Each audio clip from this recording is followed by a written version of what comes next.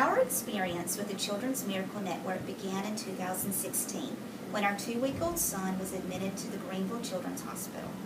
After several days of tests, including an EEG, it was determined that Camden was having seizure after seizure. The scariest part was we couldn't tell just by looking at him what was going on inside his little brain. The neurologist called in 2 high-powered medications, but they didn't even slow down the seizures that his tiny body was enduring. Camden was transferred to the pediatric intensive care unit, where he was put into an induced coma and given pentobarbital, the highest powered medication.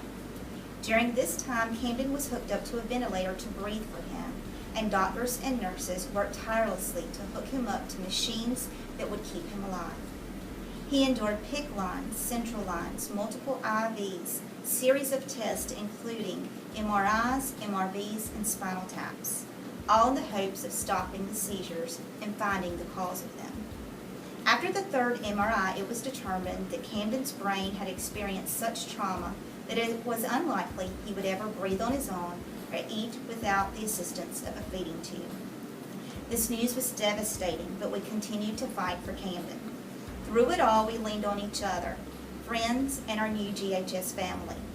The doctors and nurses became more than Camden's medical team. They were our new family. They never stopped fighting for him either. I remember how discouraged I would be when the team of residents would park their carts filled with medical books and computers right outside Camden's door. It didn't take us long to figure out that the residents always started with the worst cases when doing their rounds, and for weeks on end, they parked their carts out in front of Camden's room every morning. Our nurses helped us focus on the good things during those times. His kidneys were finally functioning well. The blood gas was back to where they wanted it. No more transfusions were necessary at this time, and his collapsed lung was finally getting better. Camden's nurses took care of our entire family. They would bring us breakfast and call to check on Camden even when their shift was over. They worked tirelessly to care for Camden and to give us the support that we needed. The PICU pit, as I call it, is a scary place to be, but having nurses and doctors who truly care and love your child certainly makes all these difficult news easier to swallow. Camden was blessed to have this support system when it came to his medical team. The memory that sticks out in my mind the most is the day that Camden was supposed to come off the ventilator. The doctors had already prepared us for the possibility that he might not be able to breathe on his own. This was the scariest and most difficult decision that we had to make as parents, but we wanted what was best for our sweet baby, even if that meant removing the vent and letting him go. That morning, nurses, doctors, and therapists rushed to finish charting and checking on their patients. At 2 o'clock, Camden's room was filled with all of his nurses, many of his doctors, and several of his therapists. They weren't there because they had to be, but because they chose to be. They loved Camden and rejoiced with us when he was able to defy the odds and breathe on his own.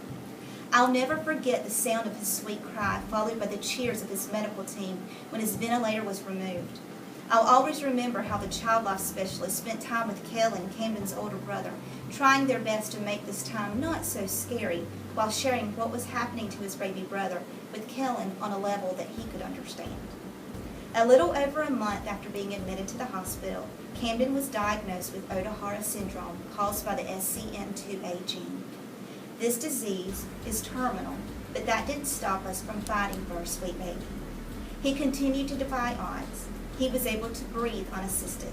He was able to eat without that feeding tube. He made progress in physical therapy sessions, and most importantly, he recognized us. And how do I know this? Because his eyes lit up whenever he looked at us. Camden lived 19 precious months. During those months, Camden's nurses still kept in contact with us. They sent cards, came to his baby dedication, sent social media posts, and showed up to support us at follow-up doctor's appointments. It was because of them that we were able to bring Camden home and make special memories with him. I'll never be able to truly show my gratitude to the Children's Miracle Network and Greenville Children's Hospital for going above and beyond, for making a difference, for loving my Camden.